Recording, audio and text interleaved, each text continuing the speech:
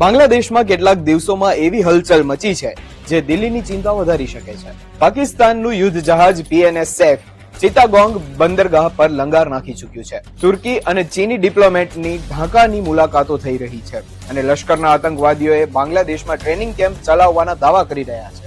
નમસ્કાર, હું છું કશ્યપ.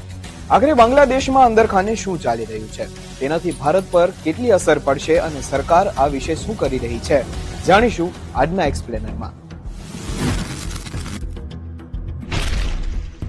1971 પછી એટલે કે 54 વર્ષ બાદ પાકિસ્તાની યુદ્ધ જહાજ PNS સૈફ 8 નવેમ્બરના રોજ બાંગ્લાદેશના ચિત્તાગોંગ પોર્ટ પર પહોંચ્યું, જ્યાં બાંગ્લાદેશ નૌસેનાએ ઔપચારિક સલામી આપી.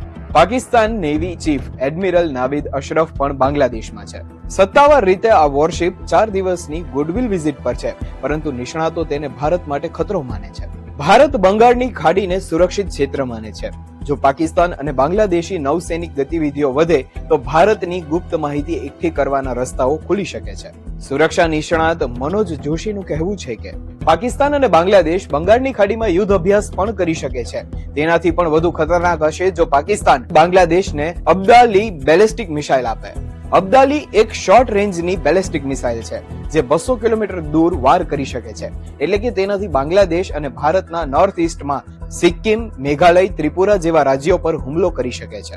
કેટલાક દિવસોમાં બાંગ્લાદેશની વચગાળાની સરકારના વડા મોહમ્મદ યુનુસે પાકિસ્તાની જનરલ આસિર શામશાદ મિર્ઝા સહિત અનેક લોકોને એક પુસ્તક ભેટમાં આપ્યું. મીડિયા રિપોર્ટ્સ મુજબ આર્ટ ઓફ ટ્રાઇફ પુસ્તકમાં ભારતના પૂર્વોત્તર રાજ્યોને પણ